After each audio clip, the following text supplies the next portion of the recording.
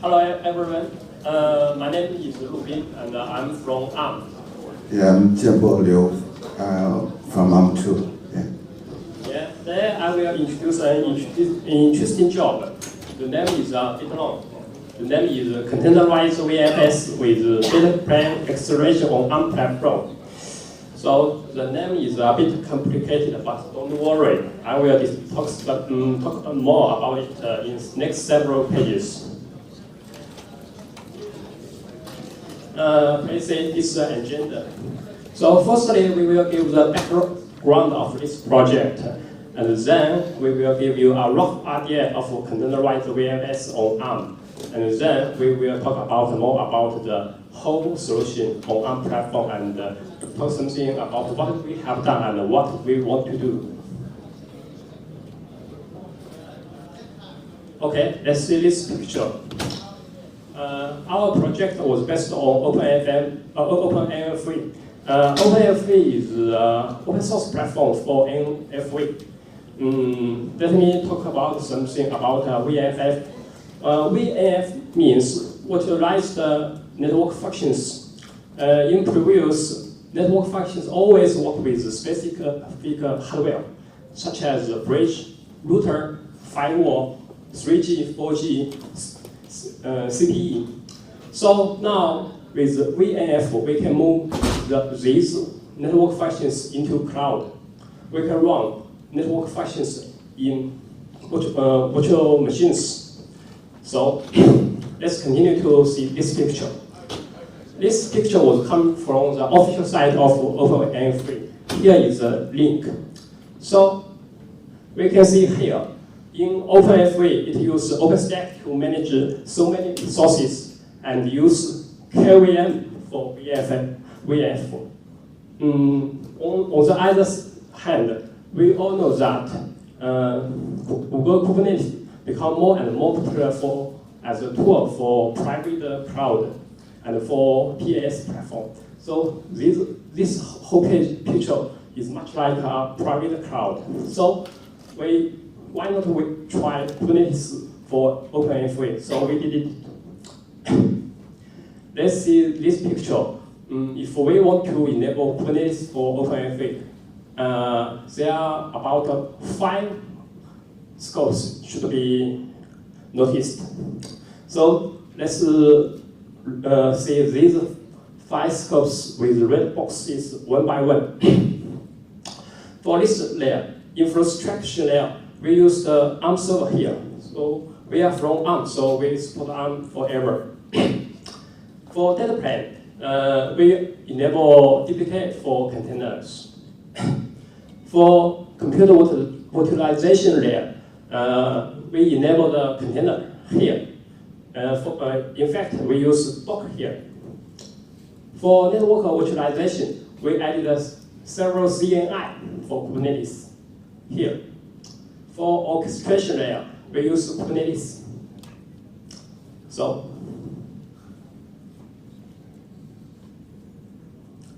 let's see next page. This page shows the detailed information of our job. This picture shows the step 1 of our job. And in step 1, we only enable the performance for pass-through. In next step, we will enable the performance for virtual bridge or Kubernetes.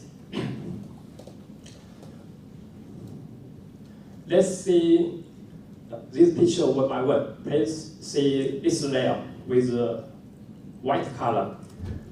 We deployed several ARM servers here. At least we should use 3 masters and 2 slaves here. And let's see this scope with blue color. This is the key point for the whole project. We enhance the CNI for Kubernetes. So let's describe something for CNI. CNI means Container Network Interfaces. So CNI provides several specs and several libraries. So user can use this library to write the plugin and use plugin to configure the networking for container. So we enabled 3 CNI for Kubernetes. Here, this is Maltas. We use Maltas CNI as a master CNI plugin. With Maltas CNI, we can use several CNI for Kubernetes. In previous, for Kubernetes, it only uses 1 CNI for each pod. With Maltas, we can use several CNI for single pod. This is the Frano CNI. Frano CNI is very famous. It is provided a simple way to configure networking for Kubernetes, but the throughput and the latency is not enough for OpenNFV.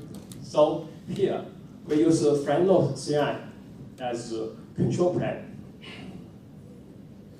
Here is the SRV CNI. With SRV CNI, we can provide the VFR or UX devices into pods directly. So here we use this CNI for our data plane and use DPDK to accelerate it. This is very important, and later we will have detailed information about this CNI.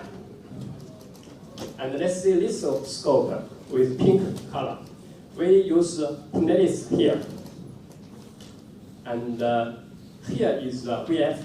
We run the VF in containers and run DPDK application here.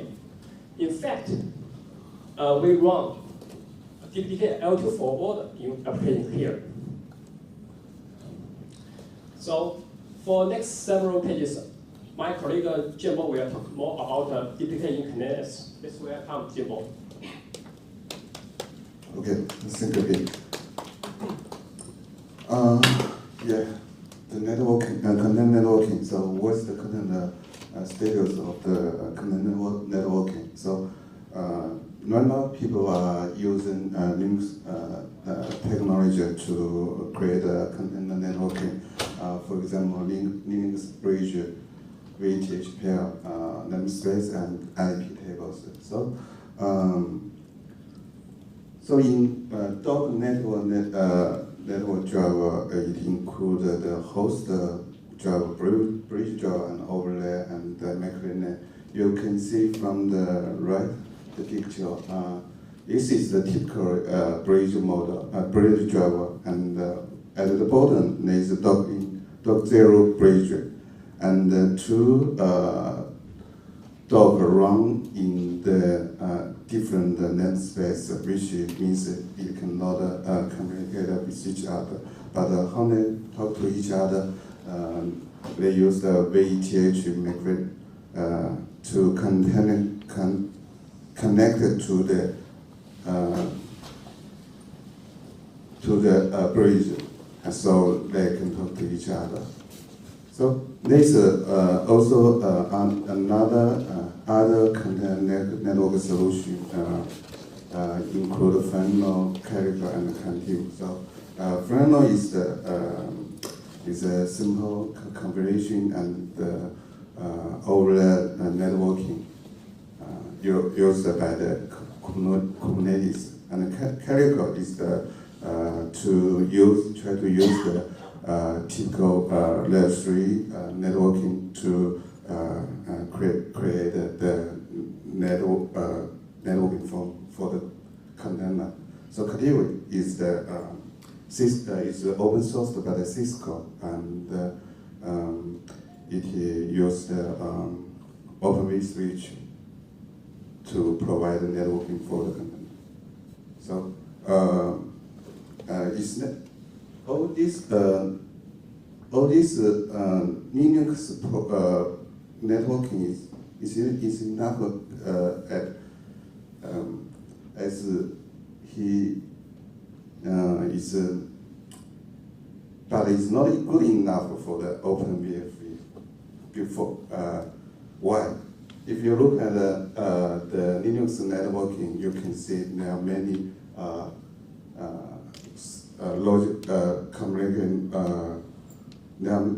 communicating logic which cost no CPU cycles. You can, if you, for example, the package rub at the interface and check the interrupt, and the interrupt will handled by the driver, and then the software will handle the let's do the full processing, and then come copy the packet to the user space. All these things cost many CPU cycles, so we cannot get a good performance which the hardware can get. So how to resolve this? And people have been working for a long time to handle the networking outside the kernel. They don't use the kernel networking. For example, for the PF-ring, NetMap, and the DPDK, ODP for the packet IO, and then also other user space TCP/IP stack there about the packet IO. For example, the Open Fastpass and MTCP, something like this.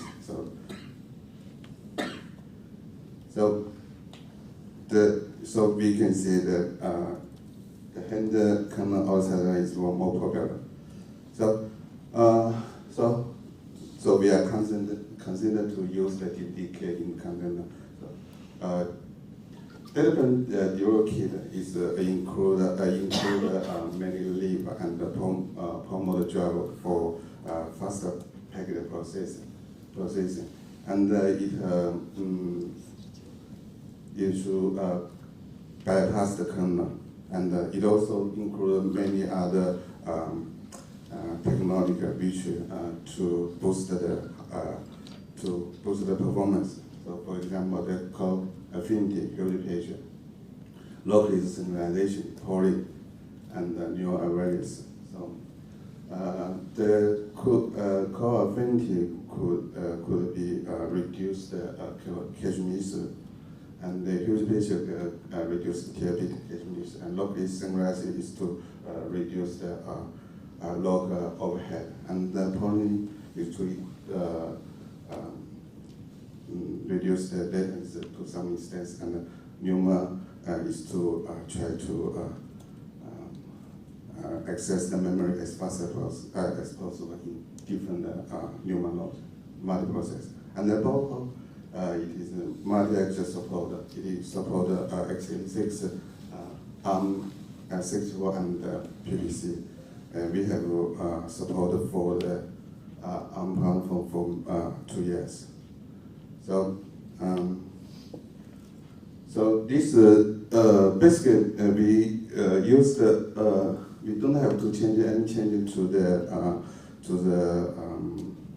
application running DPDK. Basically, you need to choose what kind of NICA you want to use.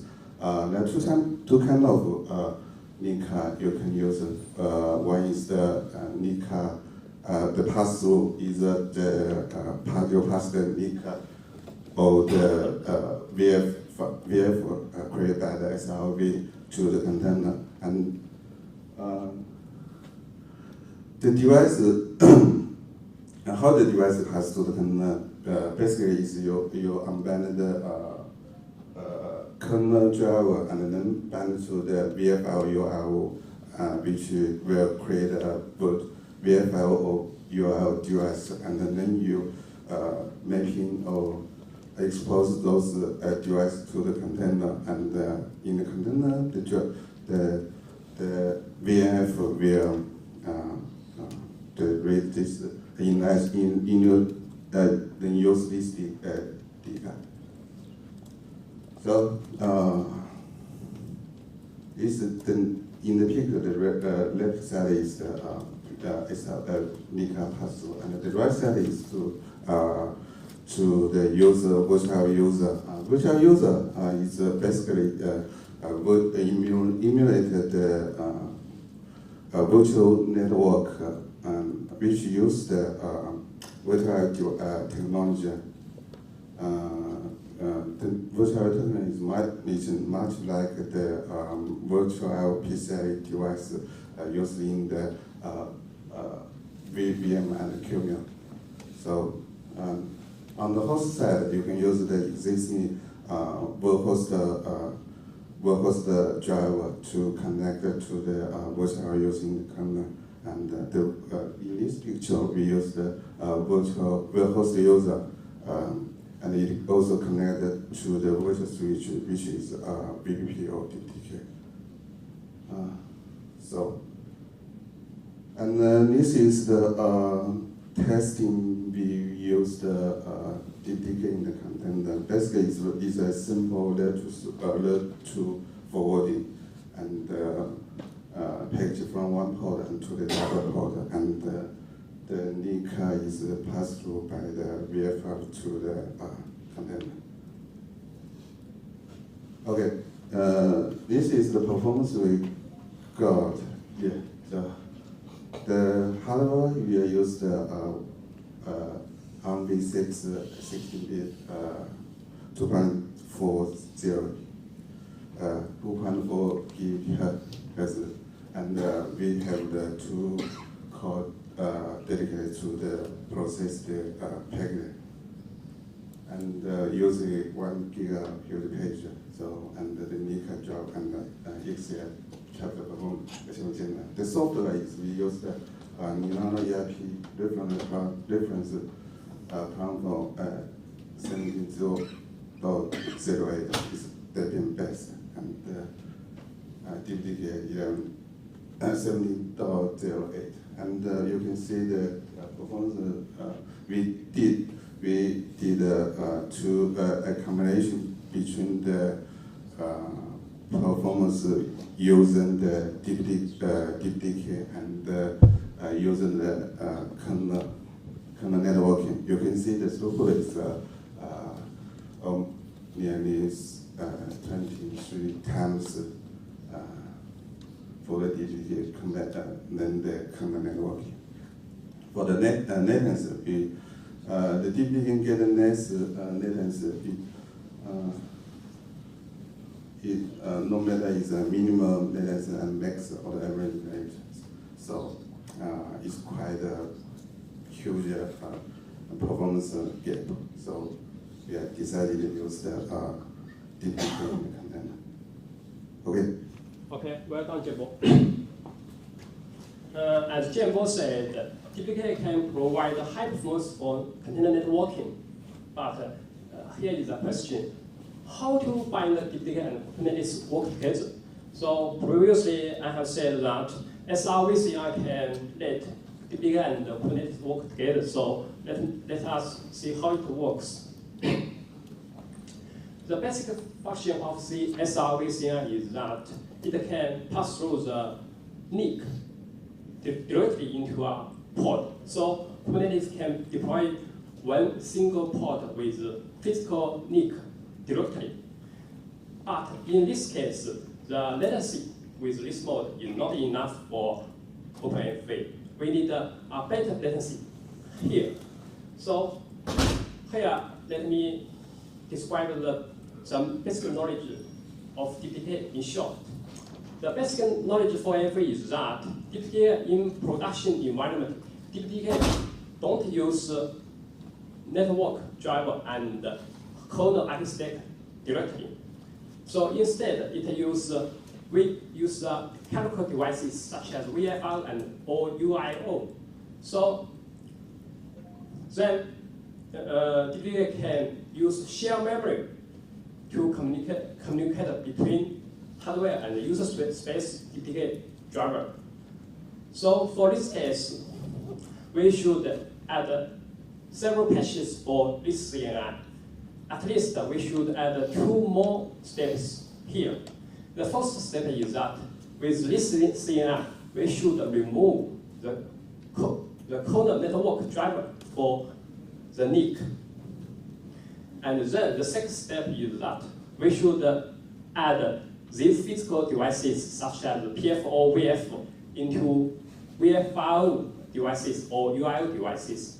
So at last, the Kubernetes can mount these chemical devices into one single pod. So this is the whole logic for this CNI.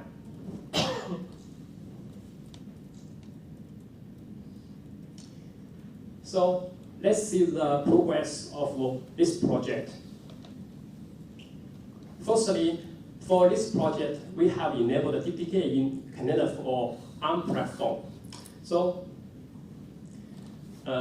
actually, we already enabled the pass-through method here. The second, we have enhanced SRV CNI with DPDK acceleration. With this CNI, we can let DPDK and Kubernetes work together. So the third, we have also tested the performance for DPDK.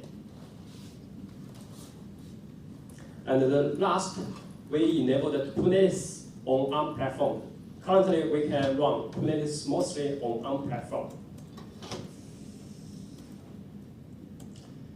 At last, let me introduce something about our plan on this project.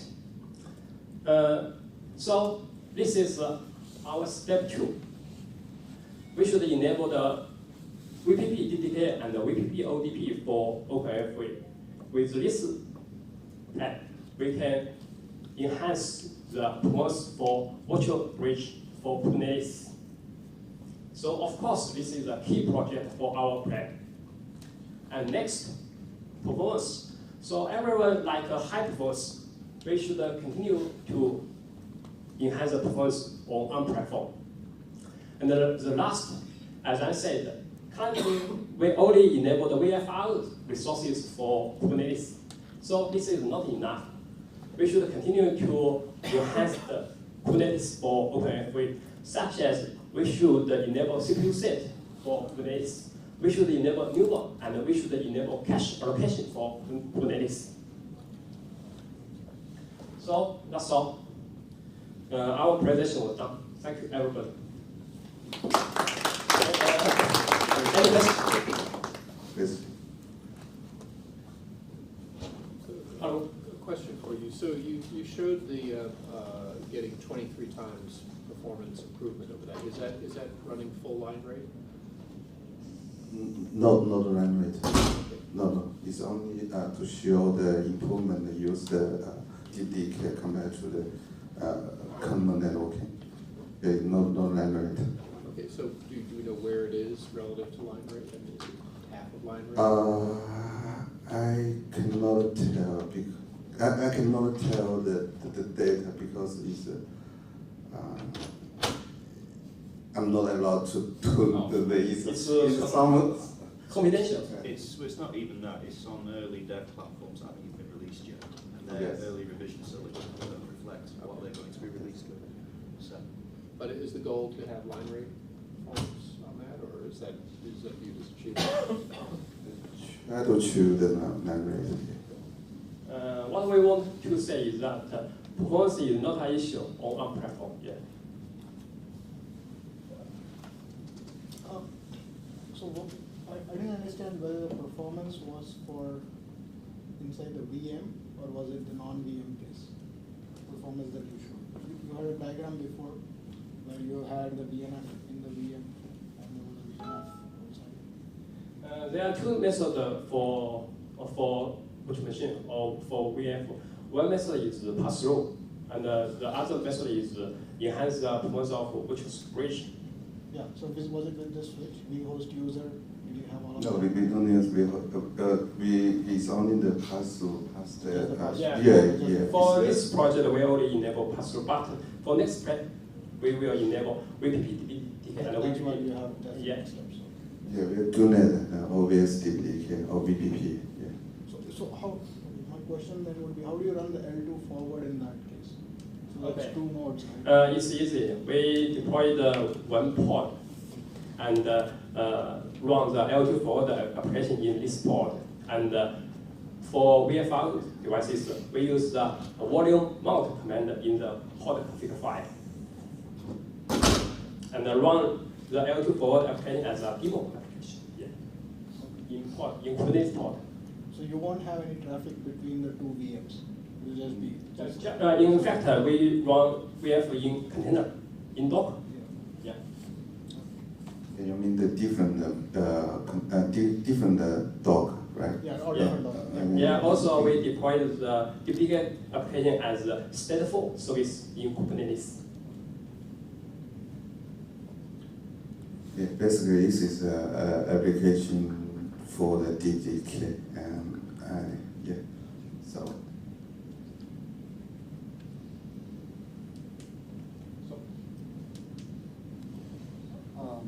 I have a question.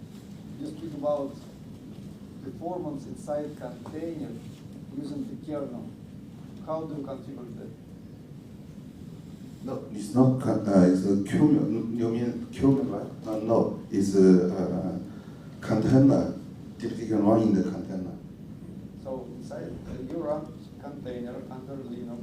No. You have two virtual interfaces inside the container and you set up bridge. The container was deployed by Kubernetes. The container was deployed by Kubernetes. Kubernetes is a cloud platform. Okay. Yeah. So Google maintains this platform, and we run a stateful service in Kubernetes and deploy the DPDK application in a single pod. So we will follow the configure file by in Kubernetes. Okay. Yeah. The latency group Kubernetes somehow configured. I think he's asking what was the configuration of the actual container. Okay. Do you know the pod file in Kubernetes? I don't know this product, but I just know the C group. What is C group under Linux? No. So it's a design. C group and the namespace was used by container. Yeah. But in this case, we use a cloud platform. We use Kubernetes to deploy pod. So the whole progress was automatically configured by Kubernetes. So we don't care about the configure process. So my question is, if you use container and you use bridge inside the container. No. In this case, we don't use a bridge. We just pass through the NIC directly into the pod.